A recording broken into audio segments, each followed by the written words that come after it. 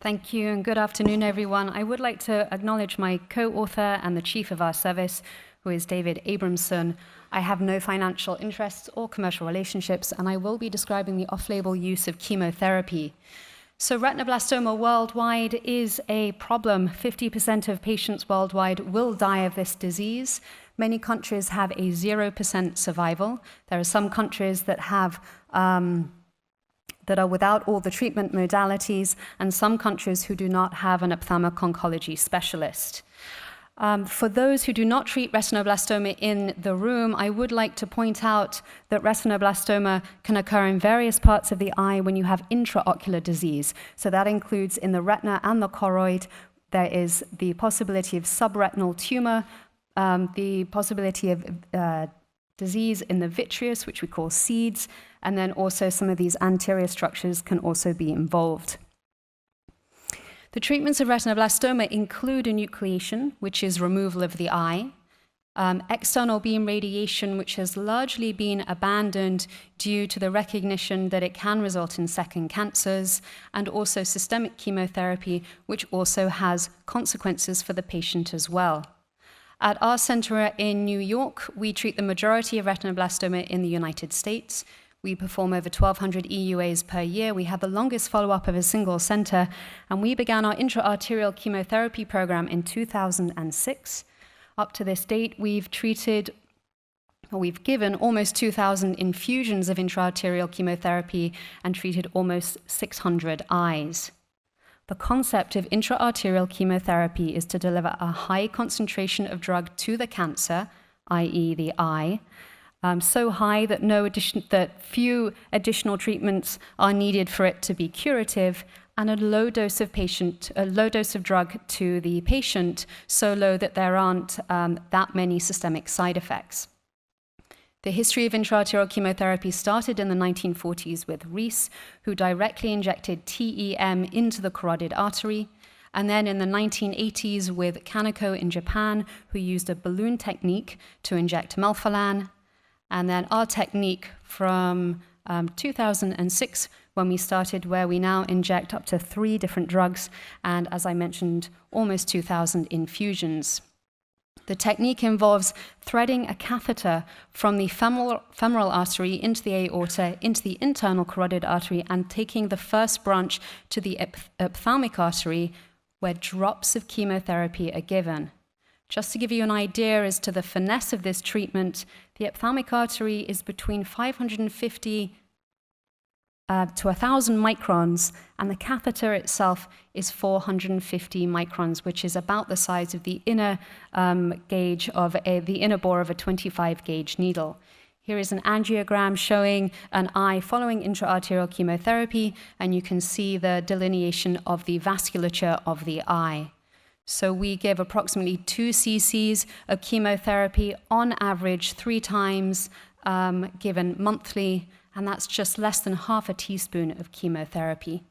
The number of drugs that we give does range. The doses of drugs that we give is also variable. It's a dynamic process. So we have an idea as to what the drug dose will be based on the age of the patient, but there are a variety of factors that then determine what the ultimate dose will be, and that includes whether we can deliver drug to the ostium of the ophthalmic artery or whether we have to use an indirect route, and whether there is prior inflammation or toxicity in the eye, or even wedge flow when we do our angiogram. This is the first eye that we treated. You can see there's tumor. Even through that dilated pupil, you can see the tumor all the way up to the lens. There's a total retinal detachment, and this is what that eye looked like after a single infusion, and the rest is history. So at this point, over 45 countries have performed intraarterial chemotherapy. With a survey that was done in 2014, it's been established that 3/4 of the retinoblastoma centers worldwide now use intraarterial chemotherapy as their first-line treatment for advanced unilateral retinoblastoma. In our center, it's changed the way that we treat retinoblastoma. So 13 years ago, we would enucleate 95% of advanced unilateral eyes, and now we enucleate only 7% of those advanced unilateral eyes. This table here summarizes about a decade of work. Let's go through it. So for the less advanced eyes, international classification A through C, like radiation and systemic chemotherapy, intraarterial chemotherapy can save 100% of those eyes. So the efficacy that I'm showing you here, the metric, is ocular survival. For group D eyes, radiation, systemic chemotherapy can save less than 50% of those eyes, whereas with intraarterial, we save greater than 85%. And then for the most advanced eyes, which are the group E, less than 20%, 1/5 can be saved with systemic chemotherapy if it's attempted, radiation, and we save 70% of those eyes. It is the natural course of retinoblastoma to continue to develop new tumors in eyes of bilateral germline patients, and we have shown with intraarterial chemotherapy that we can prevent the development of those new tumors. So only 2.6% of eyes treated with intraarterial chemotherapy will develop new tumors. And vitreous seeding I will talk about further on in this. So that was the introduction. I'd now like to talk about some newer data that we have established. And first of all, I'm going to talk about the efficacy of ophthalmic artery chemosurgery. We have recognized that intraarterial chemotherapy does not compromise patient survival. As I've already shown you, we have historically high rates of ocular survival. We know that retinal toxicity is minimal, and therefore we look for other ways of understanding the efficacy and ways that we can improve intraarterial chemotherapy. And this is what we're looking at. So anybody that treats retinoblastoma in the room will recognize this entity. Here you can see an eye with treated regressed retinoblastoma. There are chorioretinal scars, and after a couple of months, the eye develops this. You can see a recurrence of tumor next to the nerve. So our question was, how do we define recurrence in retinoblastoma? We wanted to figure out and describe the timeline of the recurrences and then determine if there were any factors that were predictive of a recurrence. This was IRB-approved, over 400 eyes, looked at over the course of more than 10 years with about a 2-year follow-up. Most of the eyes were group DE, so they're advanced eyes, and we divided our data into 2. So we had eyes that were treated in era 1, where intravitreous injections of chemotherapy were not available, and era 2, where those injections were available. And this is how we defined recurrence. So it was any tumor activity visible on ophthalmoscopic exam, MRI, ultrasound, or enucleation histology after a treatment-free period of 3 months. So these are eyes that have successfully been treated with intraarterial chemotherapy, are treatment-free for 3 months, and then develop new disease, versus persistence, which is this fish flesh material, and we define that as stable, non-calcified tumor that demonstrated new growth, did not demonstrate any new growth, and was treated at the clinician's discretion. And what we found is that eyes who successfully were treated with intraarterial chemotherapy, approximately a quarter of these eyes went on to have a recurrence. And the majority of those recurrences could be treated with local treatments, including laser and cryotherapy. In addition to that, an eye that recurs after intraarterial chemotherapy has a 96% 1-year Kaplan-Meier estimate of being saved. And so that means that our overall ability to, the overall ocular survival rate for intraarterial chemotherapy is 92%. This is a complex slide that basically shows you that the majority of the recurrences that occur are within the first year after completing treatment. And if an eye is recurrence-free by 3 years, it's very unlikely that they will go on to get a future recurrence. We wanted to determine if there were any factors associated with having a recurrence following intraarterial chemotherapy. We looked at all of these factors here, and 3 of them became meaningful, and I'll go into that in more detail. Here on the left, you have eyes treated in era 1 without intravitreous chemotherapy, and in era 2 treated with intravitreous chemotherapy. And graphically, the different colors tell you what type of tumor recurred. So you have in blue those that were retinal tumor recurrences, in red the subretinal seeds, and then in green vitreous seeds. And you'll see that in error 1, many of the eyes had recurrences in the vitreous versus in error 2, much fewer. And when you look at, if you subtype and you take only the eyes that had vitreous seeds at presentation, in error 2, you have no recurrences of vitreous seeds, suggesting that the intravitreous chemotherapy that you give up front is sterilizing the vitreous. We look to see whether the delivery of the drug and where anatomically it's delivered is important. We showed that eyes that had a delivery of the drug to the ostium of the ophthalmic artery, as opposed to some of the indirect ways of delivering drug, did better. They had less recurrences.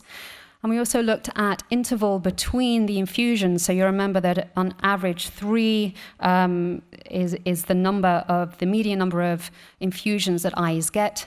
And when the interval between those infusions is less than 4 weeks, eyes do better. When it's greater than 4 weeks, eyes are more likely to have a recurrence.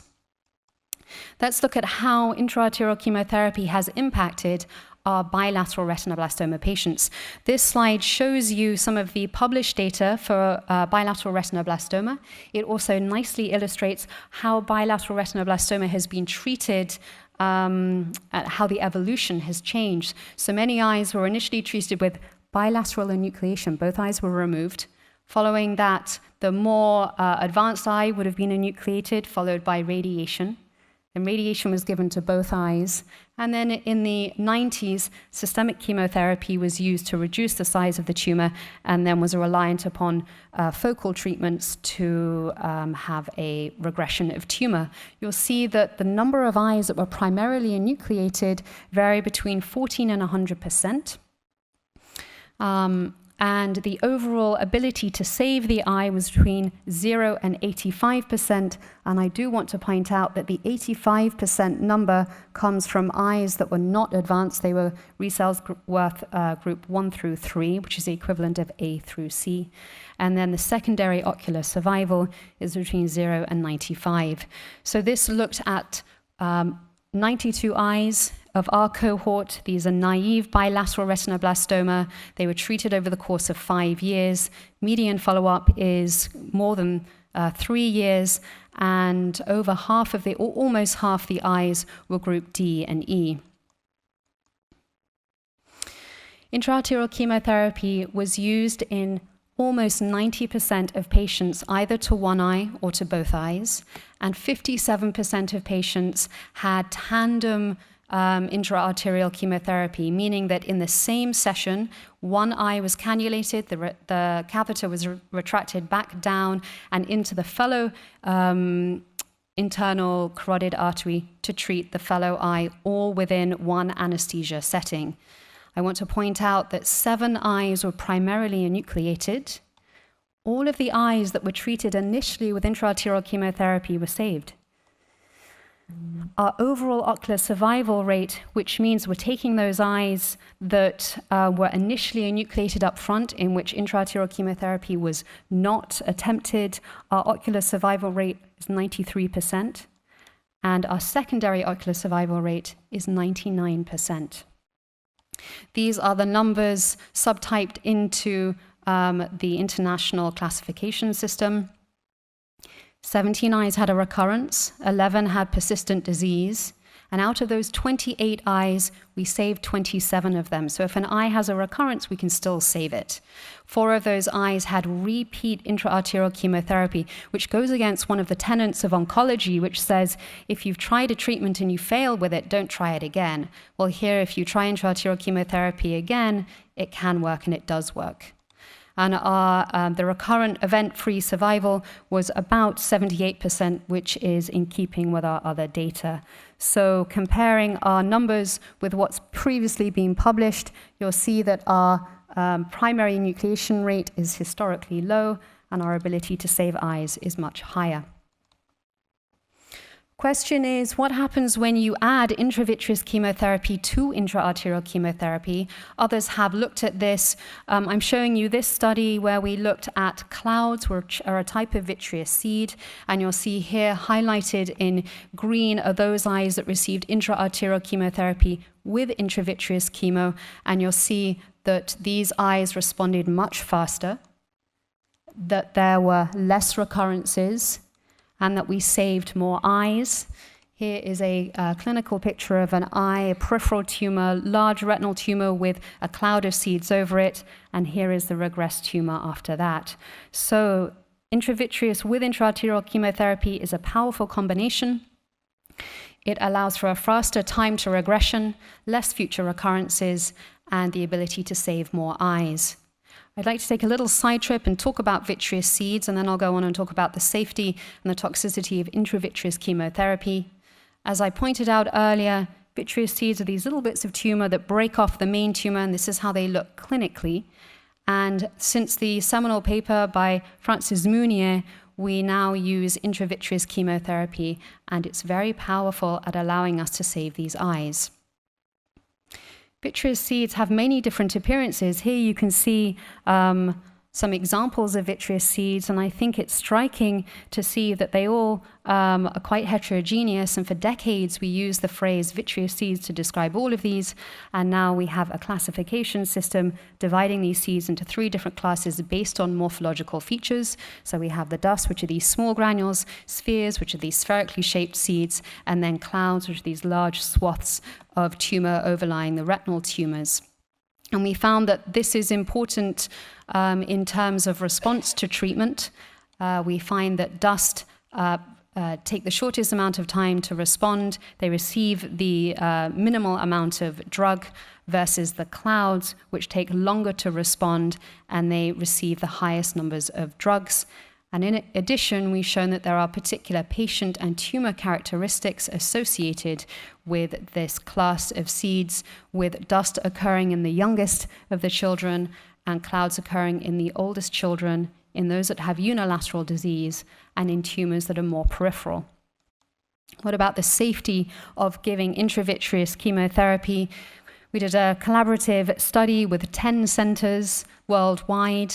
The existing published literature at the time was a meta-analysis of 1,300 injections. Our collaborative study looked at over 3,500 injections, and in our group there were no extraocular events.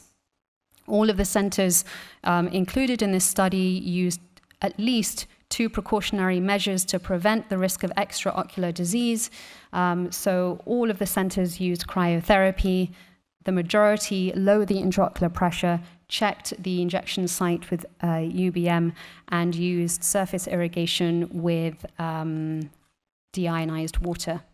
And there was 1 center that used subconjunctival chemotherapy. And this confirms that there's a very low risk for extraocular extension when injecting into eyes. What about toxicity? Well, here you can see an eye that has received an injection. Here I've outlined the abnormal retina. This is a so-called salt and pepper retinopathy. It's in the same location and meridian where the intravitreal injection is given, and adjacent to that, you can see the normal retina. In a rabbit model, we've shown that the retina, the abnormal retina, is not only atrophied, but it's disorganized, and that's in converse to the normal retina.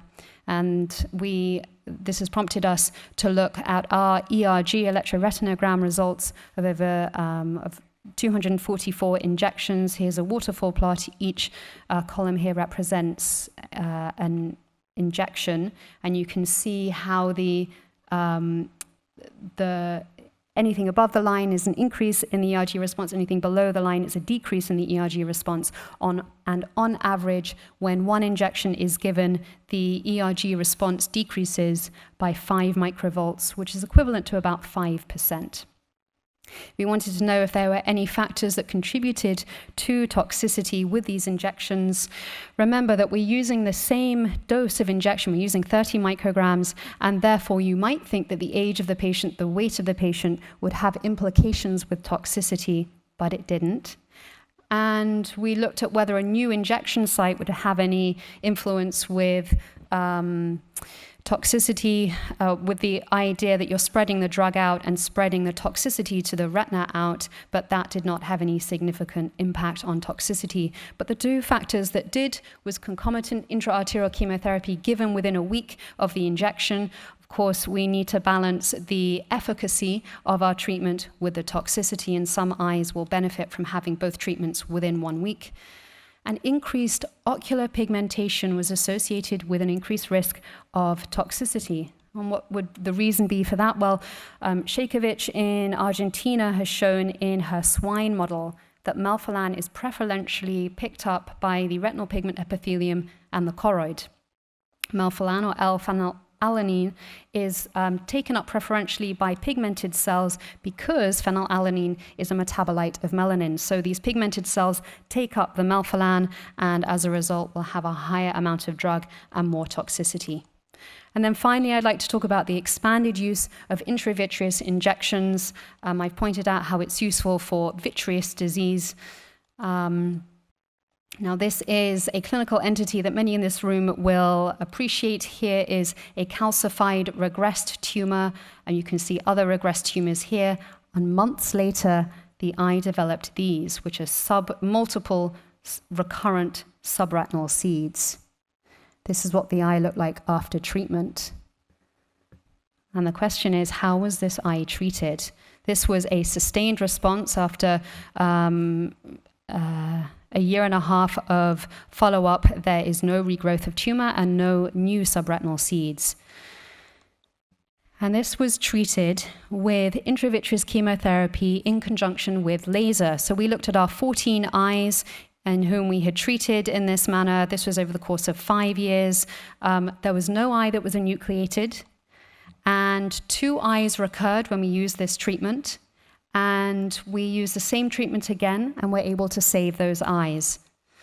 And so this made us, prompted us to look at our data in using intravitreous chemotherapy for non-vitreous disease. And so that includes retinal tumors, subretinal seeds, and disease in the anterior chamber, which has also been reported on by Francis Mounier.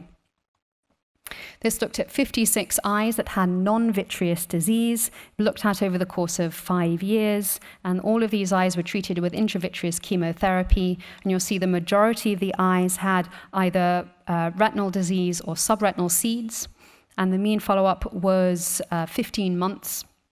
And let me walk you through here. I'm going to focus here on all of the eyes, although it is subdivided here. The mean number of injections the eyes got was 3. The mean time to response was about 3 weeks. And 30% of these eyes did receive concurrent intraarterial chemotherapy, which I think is an important point. 1 eye did not respond and was enucleated, and therefore our ocular survival rate was 97%. 8 eyes recurred, and they were successfully retreated. 2 received a second course of intraarterial chemotherapy, and 6 were treated with local therapies. As I pointed out earlier, this can be toxic to the retina, and that's true in this cohort of eyes as well, in which 60% had approximately stable ERG responses, although 30% did have a worsening of their ERG response, and the mean decline in ERG response was about 17 microvolts. Let me just show you this. I'm closing up here and want to show you some clinical examples. Here is an eye. You can see there's recurrent tumor here. Remember, all we are doing here is injecting intravitreous chemotherapy, and you can see the nice responses here and again. And here's an eye with subretinal seeds. This was a child who had an anomaly of the carotid artery and could not receive intraarterial chemotherapy, could only receive local treatments or systemic, and that eye responded nicely. And again. And let me just show you this eye. We have an OCT correlate here, so you can see the retina, you can see the tumors here, and after 3 injections of intravitreal melphalan, it disappears on the OCT, and you can appreciate the chorioretinal scar here. So in summary, I've talked about the efficacy of intraarterial chemotherapy, how we now look at recurrence, how factors that are important for recurrence are the interval between the infusions, where it's delivered. For our center, intraarterial chemotherapy has significantly impacted the way that we treat bilateral retinoblastoma. with the majority of our patients now receiving intraarterial chemotherapy and our historically high rates of ocular survival. We know that the combination of intravitreous and intraarterial chemotherapy is powerful. It gives a faster result, less recurrences, and saves more eyes. Intravitreous chemotherapy is not only efficacious, but it's safe. However, it is toxic, and it can be used in the treatment of non-vitreous disease, which includes subretinal seeds, retinal tumors, and even tumor in the anterior chamber.